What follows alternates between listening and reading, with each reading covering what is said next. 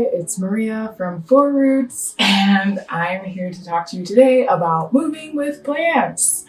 So I think with moving, it's always an exciting thing because you get to go to a new place, presumably somewhere that you haven't experienced before. You get to have new experiences there, and I'm really just looking forward to all of the ways that I'm gonna grow during this experience here in Colorado.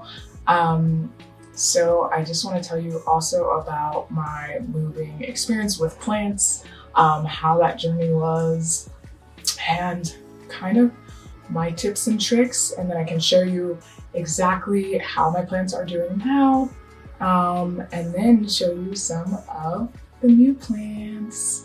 So let's get into it. So first I have my golden pothos.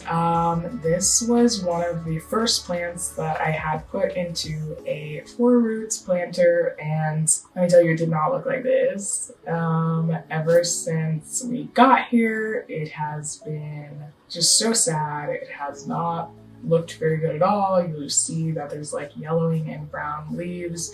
It was in the Four Roots planter, as I had mentioned, and then I had to move it over to a smaller planter. I took off some of the roots that didn't look well, and I'm trying to give it new life in here. I thought maybe some new soil would do. So we'll see how this green girl does, but I don't know if she's gonna make it.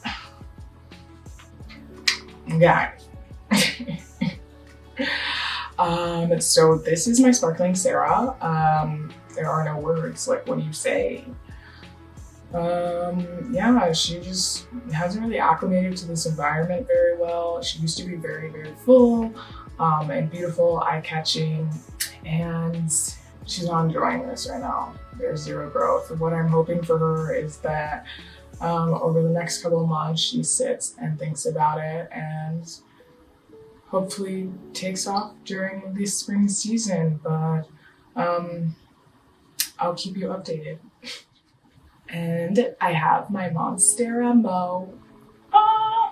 He's so good. I am pretty sure that Monsteras are indestructible. I feel like this plant has gone through some things. This was actually a part of a bigger plant that I left in New Jersey at one of our friends' coffee shops. So I'm really happy that I was able to bring this plant with me. When we got here, it had 3 bigger, fuller leaves on it with fenestrations and everything. And they just looked really sad, like very stressed. They were drooping. And so I decided to cut them off to try and promote some new growth. And Mo put out a new leaf this week, so I am doing something right.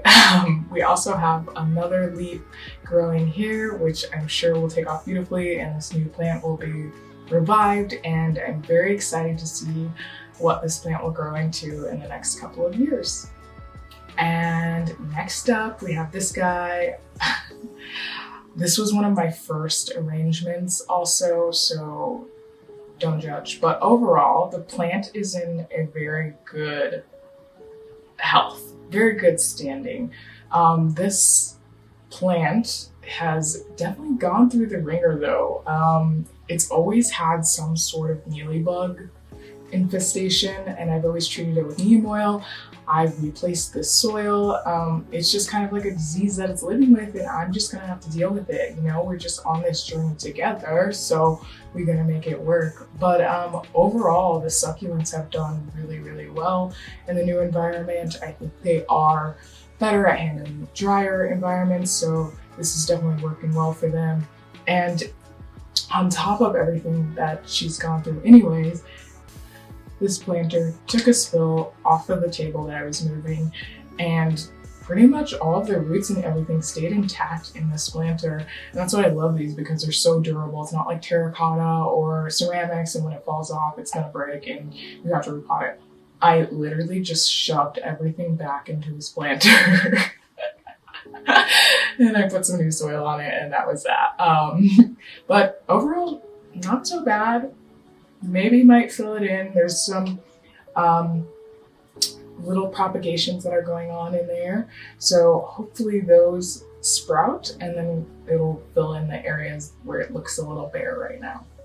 And now I'm moving on to the good stuff, the new plants. Let's go check it out.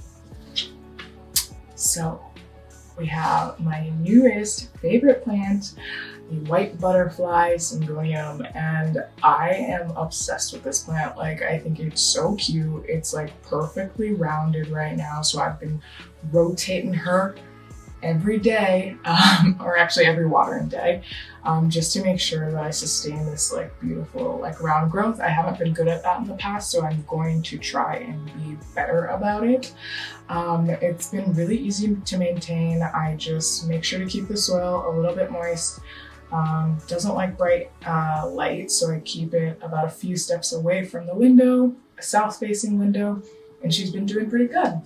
And what you'll notice with the new plants is I've been trying to get a little bit bigger plants. Before, I was into really small plants, succulents, very small individual plants, and now I'm just getting bigger and better. This is the Maranta, and I've had this plant before. I really loved it, and I love it because it's just so big and full. And I found this at a grocery store and it was really reasonably priced, so I couldn't say no. And this plant is really cool because it moves kind of up and down as the day passes, so it's really cool to watch and see it and realize that it is a living organism. I usually keep this about a couple of steps away from a south-facing window. It likes moderate light, bright indirect light, and I keep the soil moderately moist. I do spritz this one every once in a while, making sure that the humidity is up because it is a tropical plant. So yeah, that's this one. This is the Dark Princess. This is a Philodendron Micans, and I stopped myself from getting this plant so many times, and I don't know why, because I'm completely obsessed with it now. I just really love the dark foliage on it. Its leaves are slightly velvety, which I love, and I put this little planter stake in it with the hopes that it will trail upwards and be beautiful in that way, but honestly, if it continues to hang, I would love it like that as well. And the last one is the big one. Hello, it's me. Actually, no, it's Adele. This is my plant Adele. It's a philodendron, and it's a Xanadu philodendron. And I love this plant. I think when I was shopping for it, I really wanted something that was like big and made a statement. And I feel like this plant really just does that because it grows up and then out. So if you're really looking to make a statement in one of your rooms, this will definitely do it for you. It's really low maintenance. I water it about once a week, and I let the soil dry out between waterings, and I keep it about 2 steps away from a south-facing window for bright indirect light, and it's just beautiful. And I love it because it's big. When I did bring it home, it did drop a few leaves, and I think that's because it was adjusting to its new environment. So I will keep you updated on how this plant grows in the future. So I just want to share with you guys exactly how we did the move. We went from New Jersey to Colorado. It's a 24-hour drive without stops.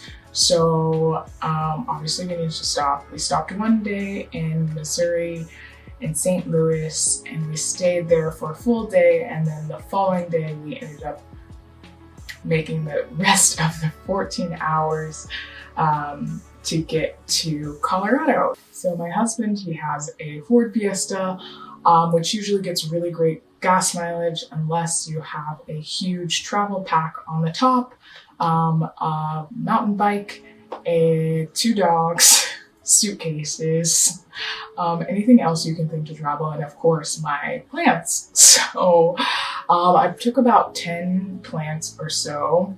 It might have been 7, maybe it was 7. So I took about 7 plants.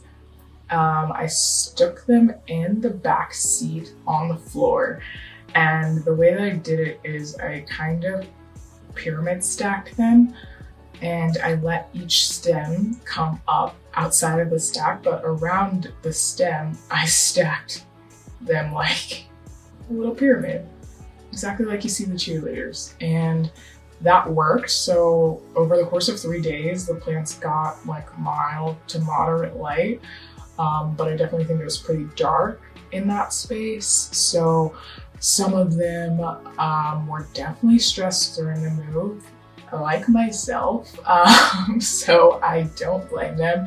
And I think that with this move and what you can expect with any new thing that you do in life is that you will grow in some sort of way. I think right now it's still too soon for me to know exactly how I'm growing from this, but I've definitely grown closer to my friends and my family, and I'm so grateful for that and having more time to spend with them. So I'm just really excited for this next chapter and this new adventure. We are also growing our business, which is really exciting for us. I'm getting to interact with more people who really enjoy plants. I've been growing in terms of my education with plants. I took a plant class at the Denver Botanical Gardens. It was called Botany for Gardeners. We had a phenomenal teacher there, so I would recommend that to you guys if you're interested in it. I've gotten more sleep, which is phenomenal.